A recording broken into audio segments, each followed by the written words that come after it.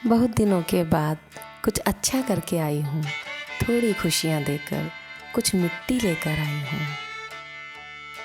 नमस्कार साथियों, मैं घर पर किचन वेस्ट से खाद बनाने के लिए मिट्टी का कंपोस्टर लेने गई थी, जिसे खंभा कहते हैं। मुझे खंभा तो नहीं मिला, लेकिन मिट्टी के इतने सुंदर बर्तन दिखाई दिए कि मैं सब खरीद लाई।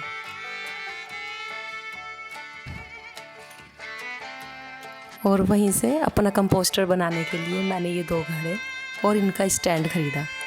ये दोनों काफ़ी बड़े घड़े हैं, इनकी कैपेसिटी 15 से 20 लीटर की होगी।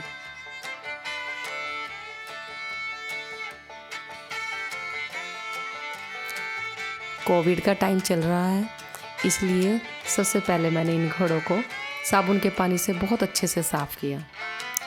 इन घड़ों में से जो मिट्टी की सौंधी खुशबू आ रही है, काश आप उसे महसूस कर पाते।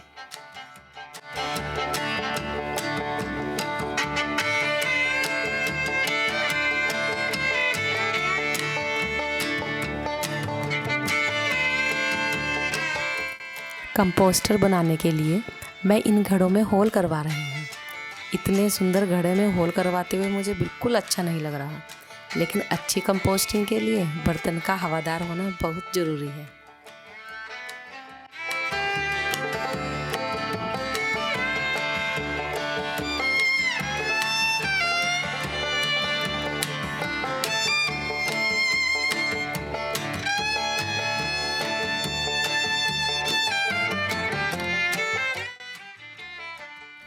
लीजिए साथियों, मेरा कंपोस्टर तैयार है कंपोस्टिंग के लिए। कंपोस्टर में मैं सबसे नीचे डाल रही हूँ ब्राउन पेपर के छोटे छोटे टुकड़े और घर से निकला ग्रीन वेस्ट, जैसे दिवाली पूजा के बाद बचे हुए फूल, पत्तियाँ, जो कि अधिकतर लोग या तो नदी में बहा देते हैं और पानी को प्रदूषित करते हैं, या मंदिरों में रखकर वहाँ पर कूड़ा फैलाते हैं।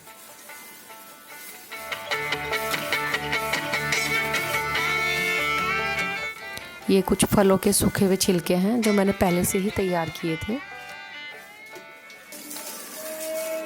और एक लेयर मैं बना रही हूँ वर्मी कंपोस्ट की। ये आप कोई भी खाद भी ले सकते हैं, गोबर की खाद भी ले सकते हैं। और ये मेरे किचन गार्डन का बचा हुआ कूड़ा। और मैं ये डाल रही हूँ गुड़ और मेथी से बना हुआ एंजाइम। आप भी इस एंजाइम को बड़ी आसानी से घर पर बना सकते हैं। इसके बाद मैं लगातार जो भी मेरी किचन से वेस्ट निकलता रहा इसमें डालती रही, और इसे पूरा भरने में 15 से 20 दिन लग गए। साथियों, ये बंदरवार मैंने दिवाली को लगाई थी, ये पूरी तरह सूख चुकी है। इसका भी यूज मैं अपने कंपोस्टर में करूँगी, लेकिन इस वाले घड़े में नहीं, दूसरे घड़े में, क्योंकि ये तो लगभग भर ही चुका है। और ये तैयार हो गई मेरी कंपोस्ट। इसे बनने में 30 से 40 दिन लगे हैं। और देखिए, इसके अंदर कुकुर मुत्ता भी आया है। सूखने के बाद ये इस तरह से हो गई है। और मेरा अगला घड़ा भी भर चुका है कंपोस्टिंग के लिए।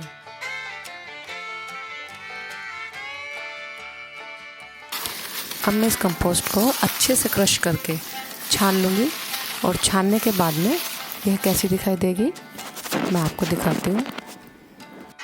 देखिए, और यह खाद हमारे पौधों के लिए बहुत ही ज़्यादा न्यूट्रिशियस होती है।